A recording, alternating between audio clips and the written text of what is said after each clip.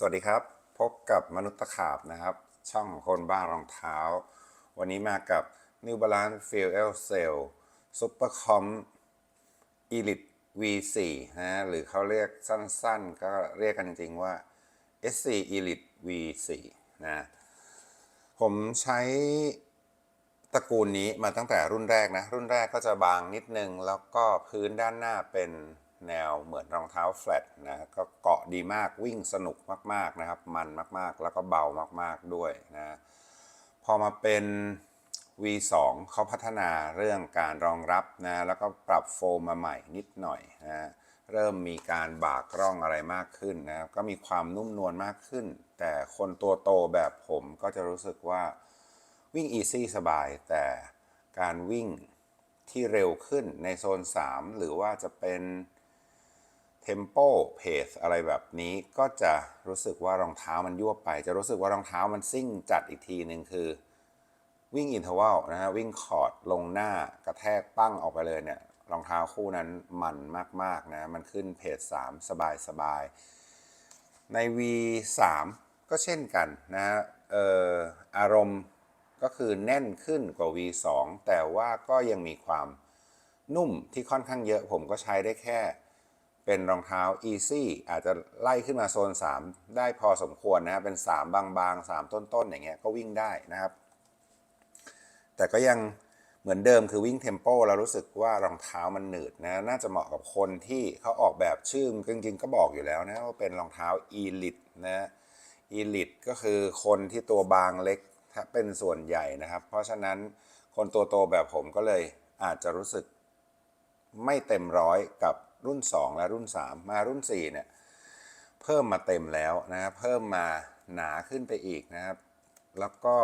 เพิ่มความกว้างเพิ่มแก้มออกมานะการเพิ่มแก้มออกมาเนี่ยมันจะรับน้ำหนักได้ดีขึ้นนะแล้วก็เขาที่สำคัญคือโฟมถึงจะเป็นชื่อเดิมนะครับ Fuel Cell แต่เขาเปลี่ยน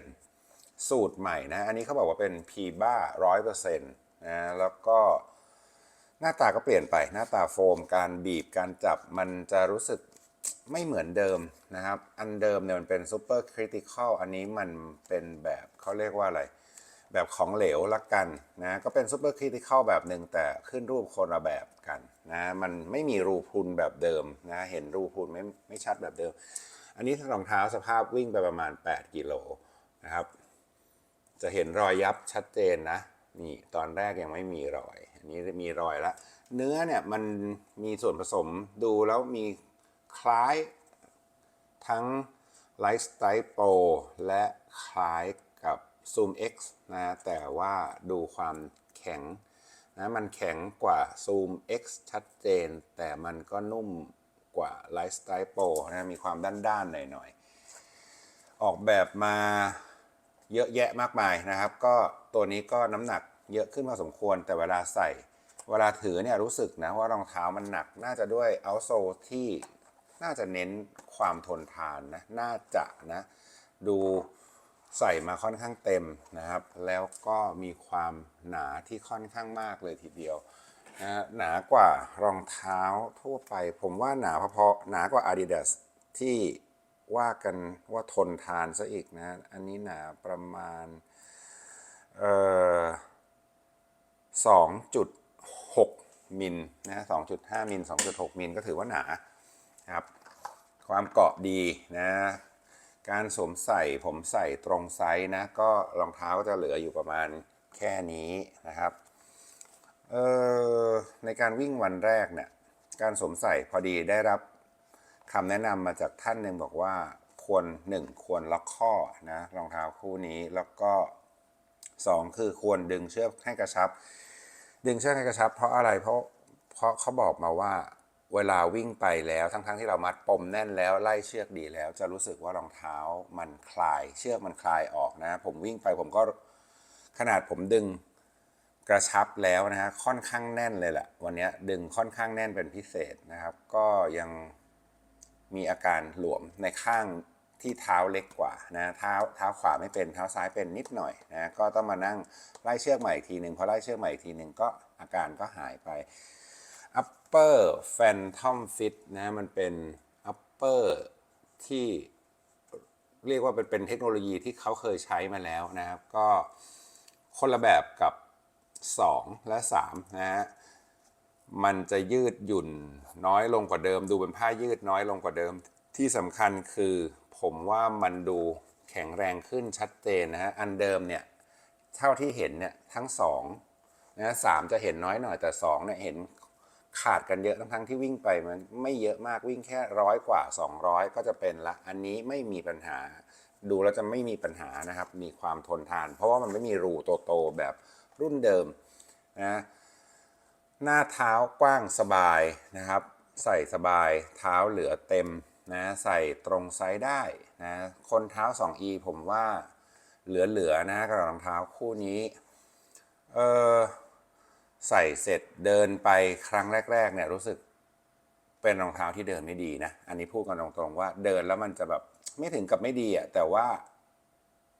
มันจะรู้สึกโครงเคลงเล็กน้อยละกันเอางี้ดีกว่าเรียกว่าโครงเคลงดีกว่าอย่าพูดว่าไม่ดีเลยไม่ถึงกับไม่ดีเพราะว่าบางคู่เนี่ยเดินแย่กว่านี้เยอะนะอันนี้เดินแล้วปกติมากไม่มีการล้มเอียงแต่ว่ามันจะแบบไม่นิ่งอ่ะมันจะดุกดิกหน่อยด้วยความนุ่มนะสัมผัสได้ถึงความนุ่มของโฟมก็เป็นคาแรคเตอร์ของฟิลเซลของเขานะที่ค่อนข้างนุ่มนะครับแต่มันไม่ได้นุ่มเท่าเดิมนะของเดิมมันจะนุ่มแล้วมันจะพูดว่ายังไงมันยวบมากกว่านะอันเนี้ยมันยุบง่ายก็จริงนะแต่มันจะยุบแค่ช่วงสั้นๆแล้วมันก็จะหยุดนะครับแล้วก็ไปต่อได้แล้วก็มีความเด้งให้สัมผัสตั้งแต่แค่เดินนะแค่เดินก็รู้สึกว่ารองเท้าเด้งดีจังเลยเริ่มจ็อกเบาๆไปก็รู้สึกว่าโฟมเทียบกันแล้วนะครับกับรุ่น2รุ่น3เนี่ยแน่นขึ้นชัดเจนนะมีความมั่นคงมีความตอบสนองที่ดีขึ้นการรองรับน้ำหนักดีขึ้นเด้งส่งมากขึ้นและรองเท้ากลิ้งจริงๆนะครับลองสังเกตดูว่ามันหน้ามันเชิดมากๆนะมันเชิดมาถึงตรงนี้เลยทีเดียวนะแบบจะครึ่งรองเท้าอยู่แล้วก็คือมีความกลิ้งได้ดีมากๆนะครับส่งเท้าง่ายนะแต่ไม่ได้ส่งจนสุดจนถึงบริเวณนี้นะฮะรองเท้าคู่นี้จะส่งได้ประมาณแถวนี้แล้วเท้าก็ลอยขึ้นทันทีเลยแผ่นค่อนข้างดีนะครับมีความการตอบสนองที่ดีเหยียบไปแล้วรู้สึกส่งตั้งแต่วิ่งเบาๆนะวิ่งอยู่6ครึ่งนะตอนแรกคือรู้สึกว่าวิ่งเบามากแต่แบบมันก็6ครึ่งสำหรับผมก็ไม่ได้ช้ามากมายนะ6ครึ่งก็ถือว่าเร็วกับเพจจ็อกเบาๆนะมันก็วิ่งดีเลยทีเดียวแล้วก็เด้งส่งดีมีความมั่นคงสูงคืออาการโครงเคลงนะตอนเดินไม่พบเลยในการวิ่งนะครับในการวิ่งแค่ช้าๆก็ไม่รู้สึกละก็ถือว่าโอเค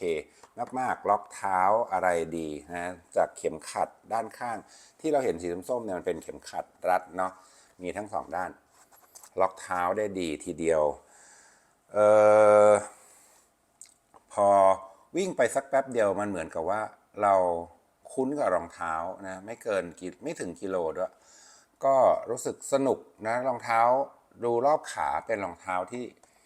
รอบขาค่อนข้างน้อยนะมีความนุ่มเด้งสูงนะครับมันก็จะได้ก้าวที่ยาวขึ้นชัดเจนนะได้สไตล์เลนส์ที่ยาวกว่าปกตินะครับอย่างรู้สึกได้นะฮะรอบขาน้อยๆวิ่งสบายๆก็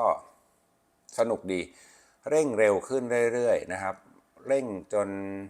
วันนี้วิ่งไป7กิโลเนี่ยมันเร็วขึ้นไปจนถึงประมาณเพจ5ปลายๆนะฮะไม่ได้เร็วมากมาย1คือคนเยอะ2คืออากาศค่อนข้างร้อนไม่อยากเร่งตัวเองมาก3คือรู้สึกว่าวันนี้ผูกนาฬิกาไม่แน่นแต่ขี้เกียจนะขี้เกียจขยับใหม่ก็หัวใจมันขึ้นเยอะผิดปกติก็เลยแบบว่าวิ่งไปประมาณ6ถึง5ปลายๆอยู่อย่างเงี้ยในการลองเร่งทั้งหลายแหล่รู้สึกพอใจมากๆนะครับทั้งการรองรับน้ำหนักทั้งการส่งกำลังไปด้านหน้านะทั้งความกลิ้งไหลแล้วก็ความดีดนะครับความดีดที่พอเหมาะนะไม่กระด้างเท้าจนเกินไปไม่มีอาการเท้าโดนแผ่นนะแล้วก็ฝ่าเท้าไม่สะท้านนะครับไม่มีความสะท้านสะเทือนแม้แต่น้อยกับรองเท้าคู่นี้วิ่งได้สบายมากๆส่งให้ไปข้างหน้าอย่างเดียวนะแล้วแผ่นก็ดีดดีนะรองเท้าถึงจะหนักเกือบ270เนี่ยแต่ความรู้สึกว่ารองเท้าหนักแทบไม่มีเลยนะครับมันเบาคือมัน รองเท้าติดเท้ามากๆกับรองเท้าน้ำหนักขนาดนี้เนี่ยแสดงว่าแผ่นมันทำงานดีมากแล้วก็ไม่มีความยุบยวบไม่มีความไม่มั่นคงใดๆเลยช่วงท้ายหลังจากวิ่งเสร็จแล้วผมก็มาลองสไตล์ดูต้องขอโทษด้วยคือไม่ทันดูกล้องนะฮะว่ามันอัดไม่ติดนะก็เลยไม่มีคลิปวิ่งมาให้ดูเดี๋ยวจะมีคลิป